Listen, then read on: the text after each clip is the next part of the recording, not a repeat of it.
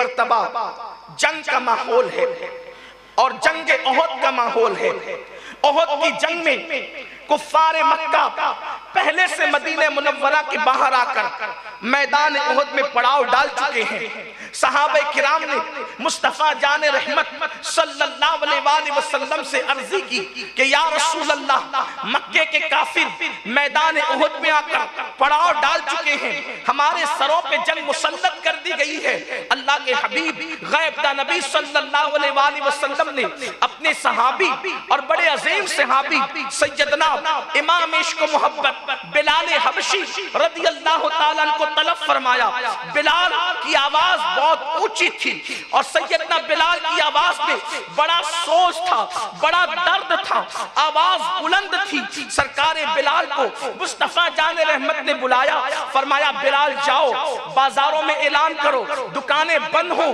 جان کی نظریں لے کر مصطفیٰ جان رحمت بلاتے ہیں، بلال جاؤ محلوں میں اعلان کر دو کہ اللہ کے حبیب نے فرمایا لوگ مصلی سے اٹھے، آنسوؤں کی سوگات اس وقت پیش کرنے کا وقت نہیں، چلو اب جان کی نظریں لے کر بارگاہ رسالت میں پہنچ جاؤ۔ اللہ اکبر، فرمایا سونے والوں سے کہو سونا چھوڑے، رونے والوں سے کہو رونا چھوڑے، اہل تجارت سے کہو تجارت چھوڑے، اور سب چھوڑ کر کے اب جان کی نظریں لے کر مصطفیٰ جان رحمت کی بارگاہ میں چلے۔ اندازہ کریں وہاں نماز کے لیے سر جھکانے کے لیے نہیں بلایا جا رہا تھا، وہاں اجتماع میں تقریر سننے کے لیے نہیں بلایا جا رہا تھا، وہاں پر اللہ اکبر کسی محفل کو سجانے کے لیے نہیں بلایا جا رہا تھا، بلکہ میں اپنے الفاظ کے جامع میں کہوں تو یوں محفل سجانے نہیں بلایا جا رہا تھا، زندگی کی بہاریں اجاڑنے کے لیے بلایا جا رہا تھا۔ اللہ اکبر،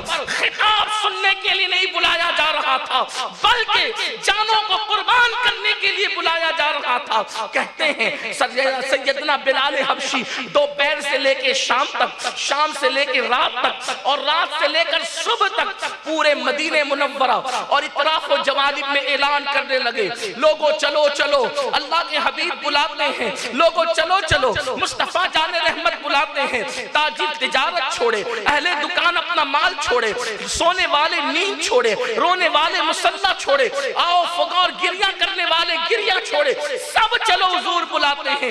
کہتے ہیں بلال حبشی یہ اعلان کرتے کرتے، سیدنا بلال اعلان کرتے کرتے ایک بیوہ عورت کے مکان کے قریب سے گزرے۔ کہا جاتا ہے رات آدھی گزر چکی تھی، نصف شب گزر چکی تھی، رات کا آخری پہر تھا، مدینہ منورہ میں قدسیان فلک دست بستہ مصطفیٰ جان رحمت کی بارگاہ میں درود کے گجرے لے کر اتر رہے ہوں گے۔ اس وقت میں رات کی آخری پہر میں جبکہ باب اجابت واہ ہو چکے تھے، رات نے اپنی سیاہ زلفوں کو مدینہ منورہ کے افق پر بکھیر دیا تھا، رات کی سیاہ چادر نے اپنے آپ کو اہل مدینہ پہ تان دیا تھا۔ مدینہ منورہ کے واسی، مدینہ منورہ کے باشندے، کوئی رو رہا تھا، کوئی سو رہا تھا، کوئی شادی کی پہلی رات گزار رہا تھا، لیکن سب کا تذکرہ کرنے کی بجائے ایک بیوہ خاتون کے مکان کے قریب سے سیدنا بلال حبشی اعلان کرتے ہوئے گزرتے ہیں لوگو چلو چلو، مصطفیٰ جان رحمت نے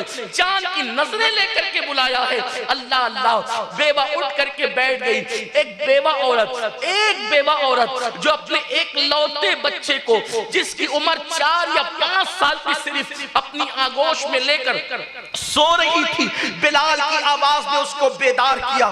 وہ خاتون اٹھ کر کے بیٹھ گئی، اس کی آنکھوں میں آنسو آئے، صرف آنسو نہیں آئے، درد اور بڑھا، آواز بلند ہوئی، سسکیوں کی آواز نے اونچائی کی، سسکیوں کی آواز نے حد سے تجاوز کیا، اور جب سسکیاں بن گئی تو سسکیوں کی مالاؤں کے درمیان اچانک ننھے سے شہزادے کی آنکھ کھلی، جو صحابی کا بھی بیٹا تھا اور صحابیہ کا بھی بیٹا تھا۔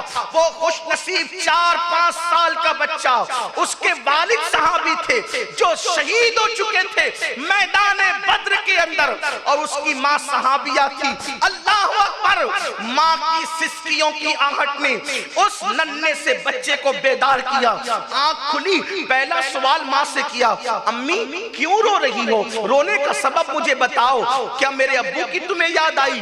جوانی میں اگر کوئی عورت بیوہ ہو جائے اور وہ رات کو روئے تو یہی سمجھ میں آتا ہے کہ اسے رلا کس چیز رہی ہے، کون سی چیز اس کی آنکھوں میں آنسو لائے ہوئے ہیں، کون سی چیزوں نے اس کی مزگاہ پر ستاروں کو جھلملانے پہ مجبور کیا ہے۔ رونے والی خاتون سے ننھے سے 4-5 سال کا بچے نے سوال کیا، امی کیوں رو رہی ہو؟ رونے کی وجہ کیا ہے؟ ماں نے کہا بیٹے سو جاؤ، تم میرے درد کو سمجھ نہیں سکتے، ابو کی یاد رلا رہی ہے، سو جاؤ، تم میرے درد کو سمجھ نہیں سکتے۔ ماں نے کہا سو جاؤ۔ ننھے سے بچے نے جواب دیا، ماں یہ کیسے ہو سکتا ہے کہ میری ماں راتوں کو سسکیاں لے کر روتی رہے اور میں آرام سے سو جاؤں؟ میں تم سے معلوم کروں گا کہ تم کیوں رو رہی ہو۔ اللہ اکبر!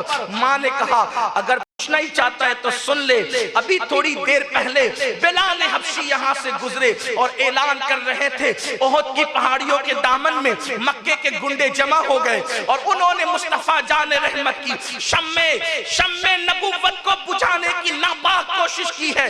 بیٹے اسلام کے جیالوں کو دینے والے نبی نے طلب کیا ہے، جن کے صدقے جانیں ملی، جن کے صدقے قرآن ملا، جن کے صدقے اسلام ملا، سب کچھ جس کے صدقے میں ملا ہے، دینے والا رسول آج جان کی نظریں طلب کر رہا ہے، جان کی نظریں مانگ رہا ہے۔ بیٹے کاش میرا کوئی جوان بیٹا ہوتا تو میں مصطفیٰ جان رحمت کے قدموں پہ قربان کر دیتی، میرا کوئی جوان لاڈلا ہوتا میں اس کو نبی کے قدموں پہ قربان کر دیتی۔ ہائے افسوس، شوہر تو بدر میں شہید ہو گئے ہیں، اب میرے پاس کوئی جوان بیٹا نہیں جس کو میں نبی کے قدموں پہ قربان کر دوں۔ ننھے سے 5 سال کے بچے نے کہا ماں کا ہاتھ تھامتے ہوئے، ماں تم کیوں پریشان ہو؟ اگر تمہارے پاس کوئی جوان بیٹا نہیں ہے میں تو ہوں، مجھے لے چلو اور مصطفیٰ جان رحمت کے قدموں پہ قربان کر دو۔ اللہ اکبر! 5 سال کا بچہ ہے، 5 سال کا ننھا سا بچہ ہے۔ 5 سال کا بچہ کس کو کہتے ہیں؟ جس کو اپنے برے اور بھلے میں کوئی تمیز نہیں ہوتی۔ بچے 5 سال کے گھومنے کے سوا کچھ نہیں جانتے، کھلونے کے سوا کچھ نہیں جانتے، کھیل کود کے سوا کچھ نہیں جانتے، لیکن وہ ماں ایک ایسی ماں تھی جنہوں نے صرف دودھ نہیں پلایا تھا، دودھ کے قطروں کے ساتھ اسلام کی غیرت پلائی تھی، اسلام کی حمیت پلائی تھی، اسلام کا جذبہ پلایا تھا۔ میں پوچھنا چاہتا ہوں، وہ 5 سال کا بچہ کہتا ہے ماں مجھے قربان کر دو۔ ننھے سے بچے موت کے نام سے ڈرتے ہیں، حادثات کے نام سے ڈرتے ہیں، ننھے سے بچے اللہ اکبر انگارے کے نام سے ڈرتے ہیں، تلواروں کے نام سے ڈرتے ہیں، ڈنڈی اور چابک کے نام سے ڈرتے ہیں۔ آخر 5 سال کے بچے میں گھٹی میں پلایا کیا گیا تھا؟ وہ کہتا ہے مجھے قربان کر دو، میں نبی پہ قربان ہو جاؤں گا۔ یہاں آگے بڑھنے سے پہلے میں پوچھنا چاہتا